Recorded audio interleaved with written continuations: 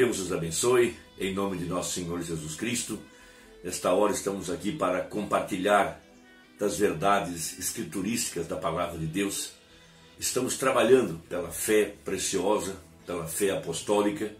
Deus tem enviado a mensagem de Malaquias capítulo 4 e através dessa mensagem temos a promessa gloriosa de que nossa fé seria restaurada à condição de ser a fé original, a mesma fé dos apóstolos e dos profetas, a mesma fé de Abraão, que é o nosso pai. Nós sabemos que Abraão representa a verdadeira semente real. Abraão representa o crente dos últimos dias, porque a Bíblia fala, como foi nos dias de Noé, assim também será na vinda do Filho do Homem. Então nós sabemos que também, como foi nos dias de Ló, assim seria nos dias da vinda do Filho do Homem. Nós sabemos que Ló foi contemporâneo a Abraão, e Abraão recebeu Deus em pessoa, Deus em carne humana. Elohim, o grande El Shaddai, desceu em uma teofania, porém era uma teofania em forma humana, porque Abraão ofereceu a ele um novilho cevado, pão com manteiga. Veja, e Abraão lavou os pés do grande Elohim. Então não era apenas um espírito, era Deus em forma humana. E a Bíblia fala que esta mesma promessa aconteceria outra vez no tempo do fim, através do profeta de Malaquias capítulo 4, através do anjo de Apocalipse 10:7. E veja, Jesus disse, Abraão viu o meu dia e se alegrou.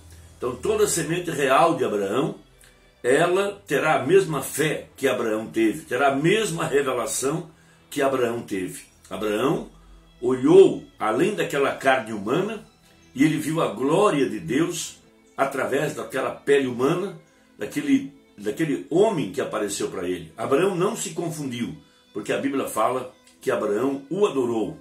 Ele disse, ouvi, mas agora vejo. Aquele que ele tinha ouvido e tinha visto em visões, por toda a jornada, por todo o caminho, agora estava em carne humana. Veja, numa profecia do que Deus faria aqui no tempo do fim. Momentos antes de Sodoma ser queimada, Deus mesmo, ele desceu e veio tratar com a semente eleita para trazer o poder para transformar. Nós esperamos a nossa transformação e em seguida o nosso encontro com o filho prometido. Abraão e Sara, veja, por 25 anos esperaram a promessa e ali agora estava Deus mesmo, em pessoa, para trazer o poder da palavra falada, para trazer o poder profético, para trazer a transformação aos nossos pais. E logo em seguida, eles puderam ter o filho prometido, e é isso que nós estamos esperando. Como foi nos dias de Ló, assim também seria nos dias da vinda do Filho do Homem. Então nós sabemos que o que precederia a vinda desse ministério seria a vinda do profeta Elias, de acordo com Malaquias 4. Antes do grande e terrível dia do Senhor. Veja, a Bíblia fala que Deus enviaria o profeta Elias para restaurar a fé da igreja à condição original. E nós sabemos que João também foi chamado de Elias pelo próprio Jesus. Veja, Elias, depois Eliseu, depois João Batista, agora o anjo de Malaquias 4 e depois Elias mesmo, junto com Moisés, para os judeus. Mas agora, veja, nesta era final, na era em que a pedra de coroa desceria sobre o corpo, sobre a igreja, a pedra que os edificadores rejeitaram, essa veio a ser a pedra principal. Mas nós temos aqui um grande mistério, porque na primeira vinda nós tivemos João e Jesus, mas em sua segunda vinda o mistério seria completamente diferente, como disse o apóstolo São Paulo, em Coríntios capítulo 3 e também em Efésios capítulo 5. Seriam dois numa carne, porque Jesus havia orado, Pai, eu oro para que sejam um como nós somos um. Então veja, o mesmo Deus que enviou Jesus estava dentro de Jesus. Esse é o grande propósito, é o grande plano de Deus para a redenção, porque Deus fez o homem para morar no homem. Deus fez o homem para ter comunhão com o homem. Então, João não sabia quem era o Messias. Veja, com 9 anos, ele foi enviado ao deserto porque seu pai queria mandá-lo para a escola teológica do seu dia. Mas o sacerdócio araônico terminaria nos dias de João Batista. Então ele foi para o deserto. Veja, Deus deu a ele a incumbência de introduzir o Messias. E quando ele estava na água, veja, foi-lhe revelado que naquele dia ele conheceria quem era o Messias.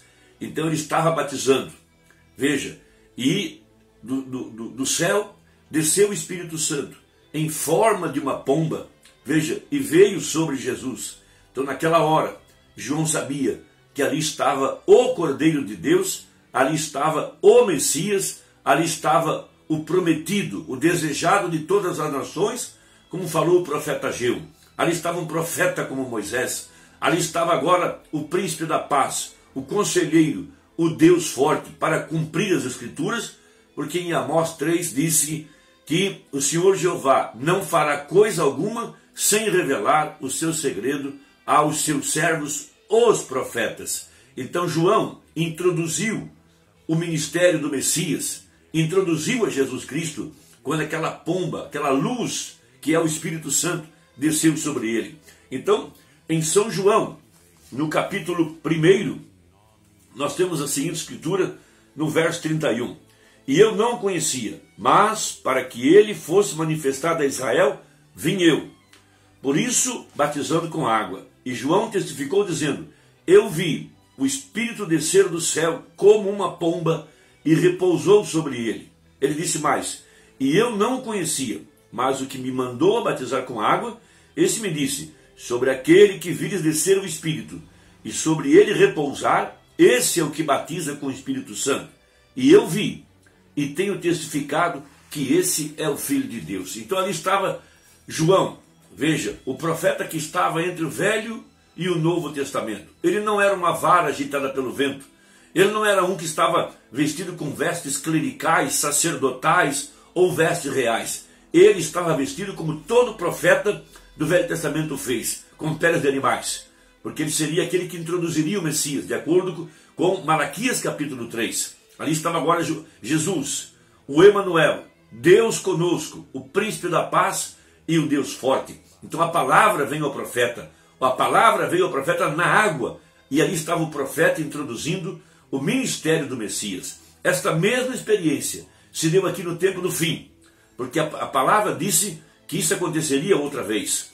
Então, o profeta irmão Branda, o anjo de Malaquias 4, o anjo de Apocalipse 10:7, estava na água, batizando, quando do céu veio aquela gloriosa luz, o mesmo Espírito Santo, em forma de uma pomba. Por isso o profeta encerra o seu ministério, pregando a mensagem nas asas de uma pomba branca. Ele a pregou em 28 de 11 de 1965. Logo em seguida, ele partiria, para mostrar que ele sairia de cena e que a partir de então, Cristo, a palavra, o Espírito Santo, é quem cresceria diante da igreja. E nessa mensagem, ele mostra esse grande mistério de quando o Espírito veio sobre Jesus, para mostrar, aqui no tempo do fim, a mesma experiência. Veja, agora Jesus estava encarnado em seu profeta, de acordo com a profecia, nos dias da vinda do Filho do Homem. Então ele diz assim, nessa mensagem, nas asas de uma pomba branca, parágrafo 109. E João era o profeta, porque estava profetizado, veja, ele haveria de vir, o Messias, sim? Então, ao lado da montanha, quando uma discussão estava sendo levada a cabo, um grupo de sacerdotes pelos arredores comentando, veja, dizendo, estás tratando de dizer-nos que és profeta e metido aí nesse lodaçal? Veja, Deus tem uma forma de cegar os sábios e entendidos através do vaso que Deus escolhe, através do homem que Deus envia a mensagem. Deus escolhe o homem, Deus escolhe a sua sala de treinamento, Deus escolhe seu temperamento, seu caráter, sua forma, sua maneira de pregar. Veja, e com isso Deus cega o entendimento dos sábios e entendidos. E ali estava o anjo de Malaquias 3, ali estava a voz que clama no deserto, mas não puderam ver, porque estavam cegados pelo véu aonde aquela palavra estava escondida, porque Deus sempre está velado, Deus sempre está escondido, é Deus em simplicidade. Veja, então, metido nesse lodaçal, e diz-nos que a hora se aproxima quando o grande Jeová que ordenou esses sacrifícios, quando o grande Jeová que construiu esse templo, que veio ele mesmo e o vindicou na coluna de fogo, o dia virá em que o sacrifício diário será tirado. Veja, ele estava citando Daniel, estava citando a profecia de Daniel, que no meio da semana, 3 anos e meio, o sacrifício seria tirado.